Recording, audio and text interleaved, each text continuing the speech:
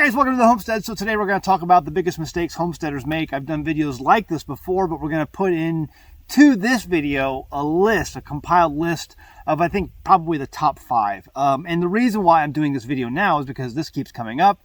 I've done a number of consults lately where these issues have come up, and I get emails. I field these emails in my inbox asking basically the same questions over and over again.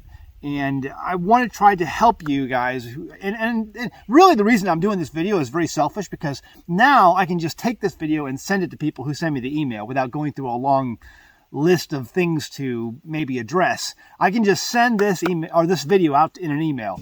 So that's why I'm doing this video. So let's go ahead and begin. Really, the biggest mistakes homesteaders make, the ones I see over and over again, are as follows. Number one, they take on too much too soon. And this, you can see this in a lot of ways, but really the number one way you see this over and over again, and again, it can be a lot of ways, but the number one is that you get animals before you have a place to put the animals, right? You bring home cattle, sheep, goats, even chickens, and you don't have a coop, you don't have fencing, you don't have a pen to put these animals in. But an opportunity came up and you just couldn't pass it by. You said, oh, I got to jump on that because I won't find that deal again. I'm here to tell you, you will find that deal again. Things like this do come up. People have to liquidate. They have to get out of their stock and inventory of animals for whatever reason. And you're going to be able to pick up these deals. The thing you should be looking for, number one, is how to place these animals in a safe and efficient environment so that they can grow and be safe and healthy and happy. That's got to be the number one thing.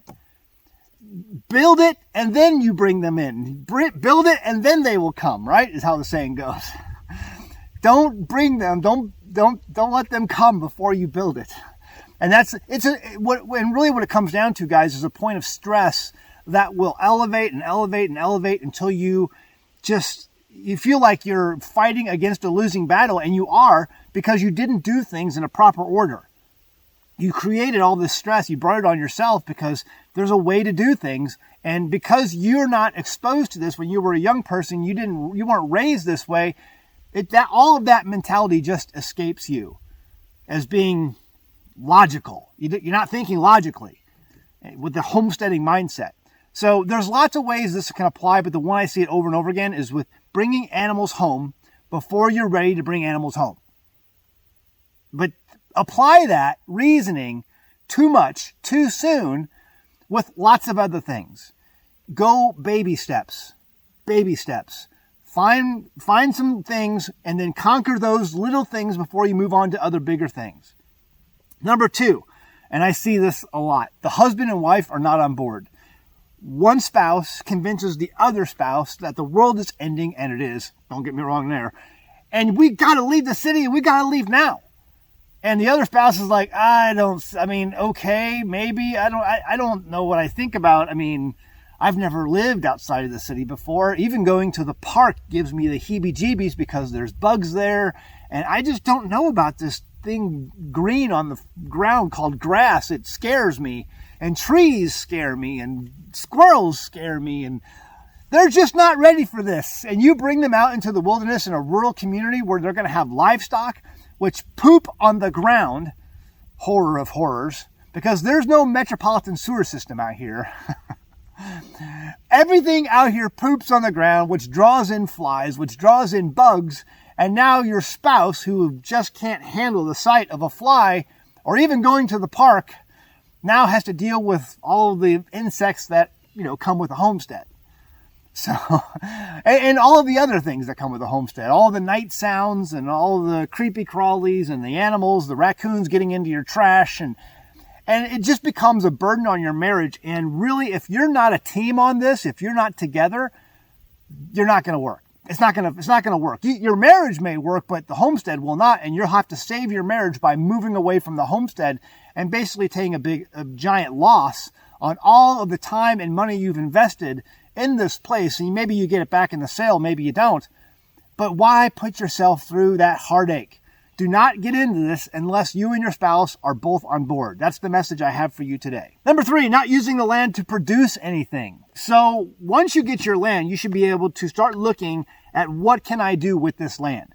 The first thing most people do is chickens, because it's like Joel Salatin says, the entry-level drug into homesteading.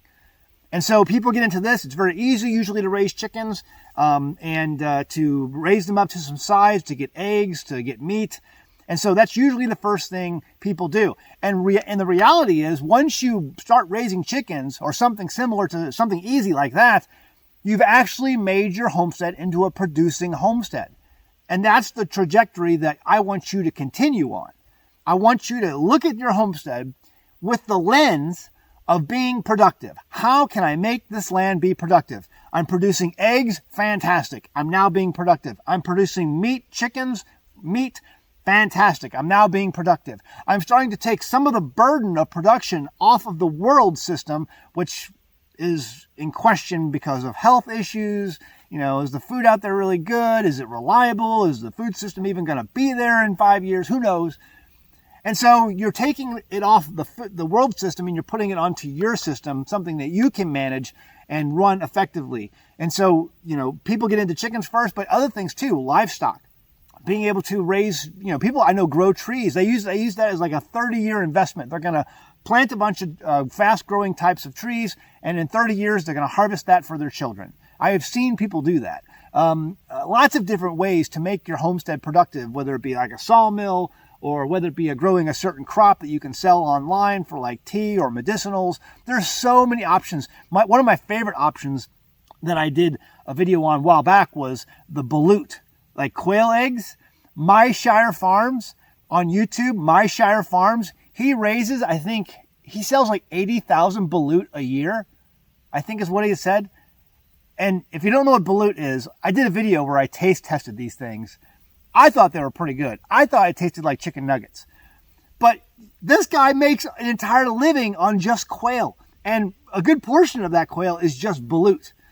There's lots of options out there, but you have to look with the focus of making your homestead productive so that you can benefit from this land that you now have. Even if it's a small amount of land, be thinking about production.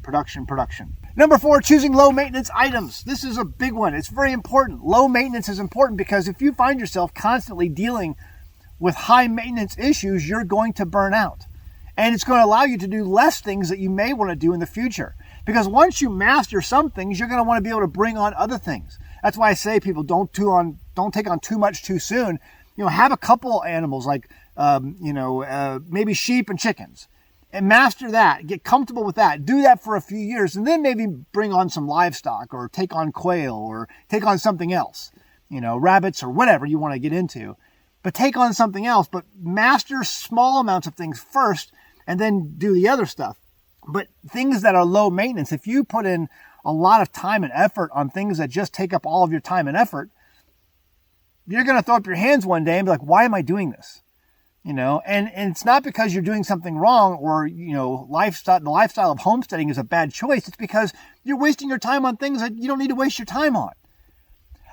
I've often talked about the aquaponics that we had here on the homestead. It's a fantastic system. It works remarkably, but it was just too maintenance heavy for off-grid. Now, if you're on-grid and you have access to all the water in the world, it's a great system. But we were getting too much evaporation. It became too hard for us to keep up. It worked great, but it was too much time. And so I had to think logically and start cutting things off that just take up too much time when I could be using that for more productive things that take less time. I hope that makes sense. But always look at the efficiency of what you're doing and ask yourself, is there an easier way to do this quicker? Is there a different method? Is there a different breed of animal? Is there a different plant that I can be growing, using, getting the same, hopefully, you know, input from those things with less work? Keep asking yourself that question. And number 5, one of my favorite topics, we're going to do an entire video on this coming up, is homesteading where homesteads didn't normally exist. Listen, guys, I have seen lots of channels come and go on this YouTube career that I've been on, and many of them have made channels, sometimes successfully so, for a while, in places where homesteads didn't normally exist. I'm talking about 100 years. Rewind about 100 years, go back in time, and ask yourself, or look around. Imagine you're there. Were homesteads here back 100 years ago, 200 years ago? If the answer is no, there's probably a pretty good reason for that. And I find a lot of people get involved in places where they shouldn't be.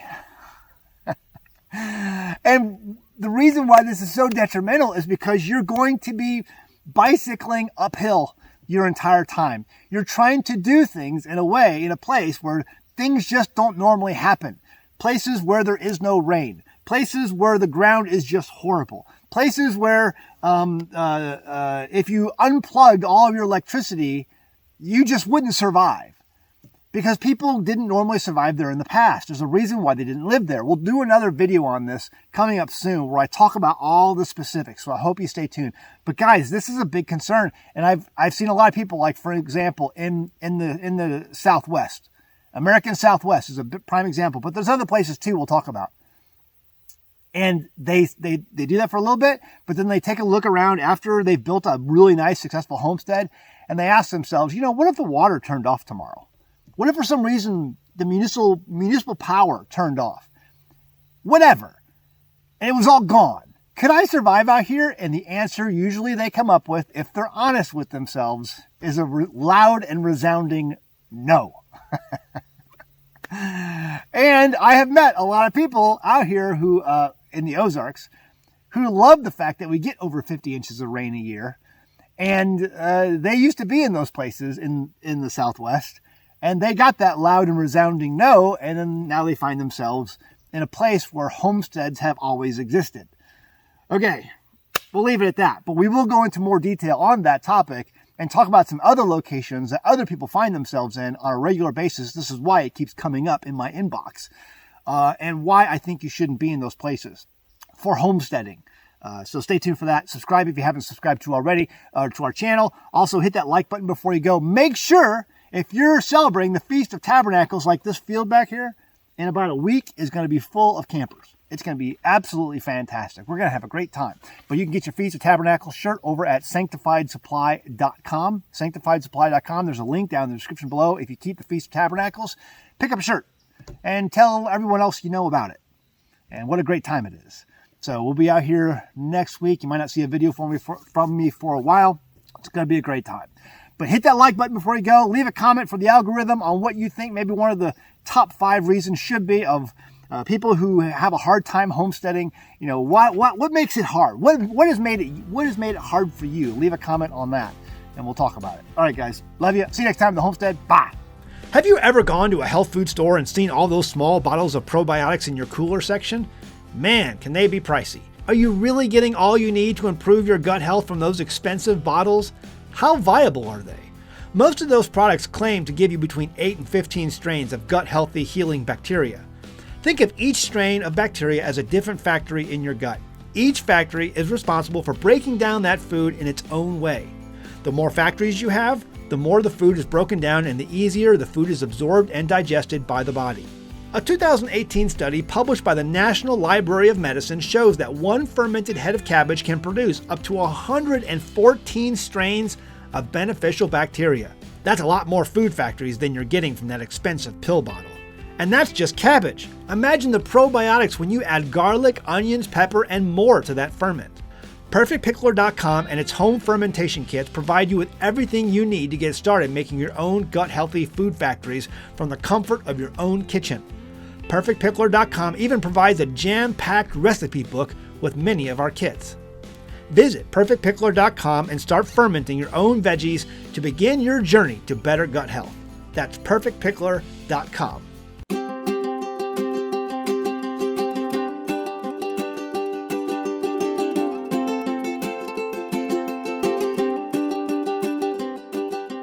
Hey guys, did you know you can become a patron of an American Homestead? They get access to private videos, and we send them gifts from the homestead that we make here on the homestead.